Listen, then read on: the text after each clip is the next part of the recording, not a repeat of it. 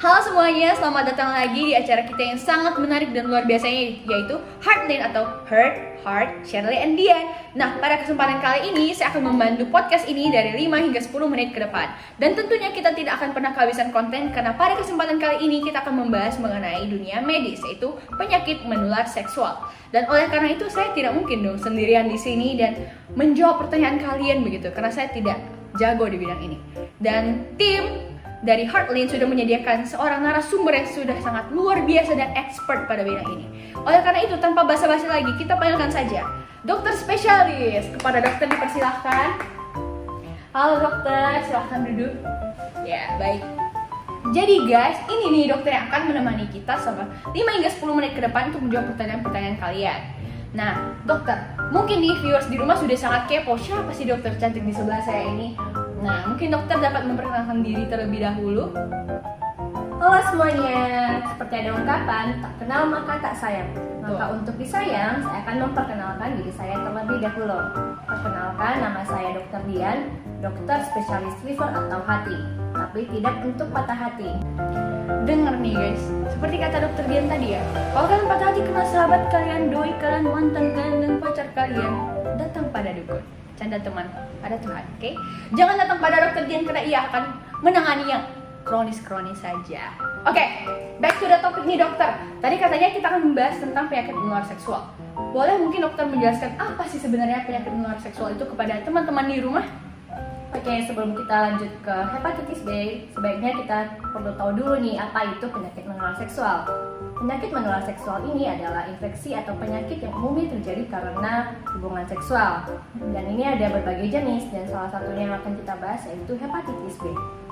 Saya pribadi nih dokter, memang sudah pernah mendengar mengenai hepatitis B ini, bahwa ia juga banyak di Indonesia begitu. Tapi sebenarnya secara lebih mendalam, apa sih pengertian dari hepatitis B? Hepatitis B ialah suatu penyakit yang menyerang liver atau hati dan disebabkan oleh infeksi dari virus hepatitis B. Dan ini merupakan salah satu ancaman terbanyak di dunia, bukan hanya di Indonesia tapi di dunia. Baik. Lalu untuk penularannya sendiri, bagaimana sih penularan hepatitis B ini berlangsung? Karena setahu saya, dia ini memakan banyak sekali korban. Jadi bagaimana penularannya? Hepatitis B ini dapat menular melalui darah ataupun berbagai cairan tubuh manusia, dan penularannya dapat terjadi secara vertikal dan horizontal.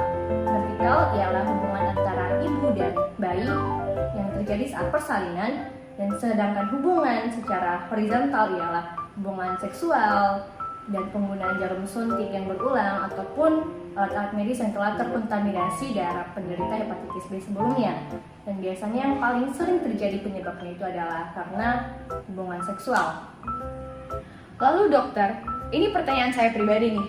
Bagaimana bisa ya, kan seharusnya penyakit menular seksual ini menyerang bagian alat kelamin kita. Namun bagaimana bisa hepatitis B ini malah menyerang hati? Dari mana sih korelasinya hingga bisa menyebar sejauh itu? Nah, penularan-penularan seperti hubungan seksual, jarum, ataupun alat medis lainnya itu merupakan jalan atau pintu masuk bagi si virus untuk masuk ke dalam tubuh kita.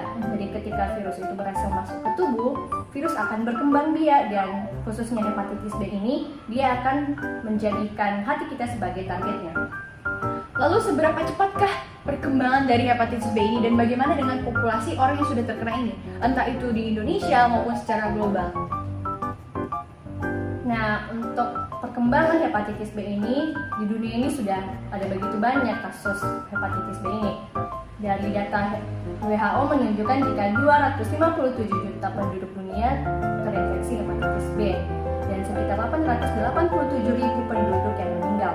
Dan Indonesia sendiri adalah negara yang terbesar kedua yang terinfeksi hepatitis B, di mana ada 18 juta penduduk dan sekitar 9 juta penduduk yang menjadi akut infeksi hepatitis B akut. Baik, selanjutnya dokter, apa sih sebenarnya bahaya dari hepatitis B ini? Seberapa kroniskah ia dapat terjadi di dalam tubuh manusia?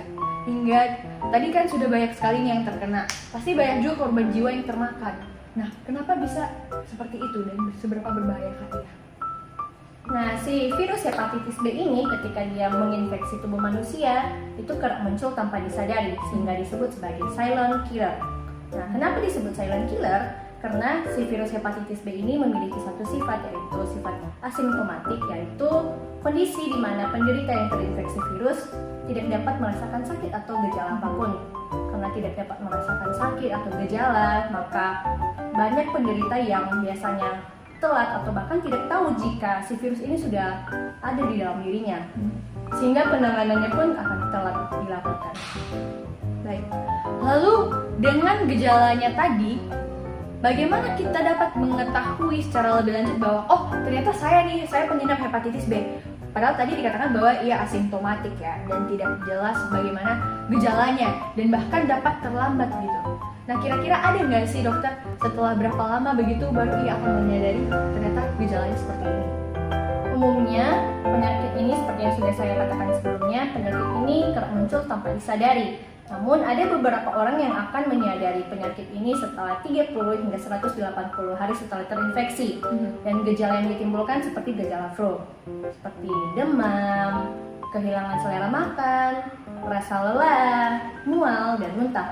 Bahkan setelah 2 minggu setelahnya, penderita akan merasakan kelainan pada dirinya, seperti badannya menjadi menguning, dan ada kelainan pada mata, di mana warna kuning tersebut diikuti oleh perubahan fungsi hati, di mana pada hati terjadi pembesaran. Di mana ketika kita menekan perut kanan atas akan sangat terasa sakit. Lalu dokter, seperti apa pengobatan yang akan dijalani oleh pasien jika ia sudah terkena oleh penyakit ini? Karena tadi dikatakan bahwa mungkin akan terjadi keterlambatan bagi dia untuk dapat merecognize bahwa oh ternyata saya terkena ini nih. Dan sedangkan dari pihak medis pun mereka dapat terlambat dalam menangani ini, sehingga mungkin sudah dapat terjadi penyakit yang lebih kronis. Nah, oleh karena itu, bagaimana sih pengobatannya dan adakah opsi lain untuk mencegah terjadinya hepatitis B? Untuk penderita hepatitis B ini biasanya dokter akan memberikan resep obat diminum secara rutin. Namun ada satu obat herbal yang dapat kita konsumsi, yaitu daun kelor yang dicampur dengan air kelapa dan 1 sendok madu. Cara pembuatannya itu pun sederhana sekali. Pertama, cuci bersih daun kelornya, kemudian ditumbuk dan dicampurkan dengan air kelapa. Kemudian disaring. Setelah disaring, ditambahkan dengan madu dan diaduk dengan rata. Setelah itu baru boleh dikonsumsi. Namun dibalik semuanya, bukankah alangkah lebih baik jika mencegah daripada mengobati, bukan? Maka untuk pencegahannya sendiri yaitu dengan vaksin. Orang yang sudah divaksin, risiko terkena hepatitis B ini lebih rendah daripada orang yang belum divaksin. Untuk pemberian vaksinnya itu pun disesuaikan dengan umur dan dosisnya tertentu. Misalnya pada bayi dilakukan sebanyak 4 kali vaksin yang meliputi vaksin HB0, HB1, HB2, dan HB3. Sedangkan untuk orang dewasa, pemberian vaksin dilakukan setelah ataupun sebelum terkena hepatitis B dengan dosis sebanyak 3 kali dan dengan jarak tertentu. Itu tadi ya guys, kita sudah mendengarkan pemaparan dari Dr. Dian dengan sangat baik dari awal pertengahan hingga akhirnya, hingga diberikan tadi berbagai macam solusi dan juga bagaimana cara supaya kita bisa menghindari penyakit hepatitis B. Dan akhirnya kita sudah sampai di penghujung acara dari podcast ini. Dan saya mendapatkan banyak sekali informasi ya, dan saya harap juga teman-teman di rumah mendapatkan banyak informasi yang tentunya dapat memperlengkapi kita agar berhati-hati untuk menyediakan payung sebelum hujan. Dan saya juga mengucapkan terima kasih banyak kepada Dr. Dian karena sudah hadir dan menyempatkan waktunya berada di podcast ini di tengah-tengah berbagai kesibukan yang telah ia jalani. Dan kepada teman-teman yang sudah menonton, terima kasih banyak atas ketersediaan kalian untuk tetap stay sampai akhir video ini. Dan jangan lupa like, comment, dan subscribe karena subscribe yang keren. Kamu, dan kita semua sehat. Bye bye guys, sampai jumpa lagi di podcast episode selanjutnya.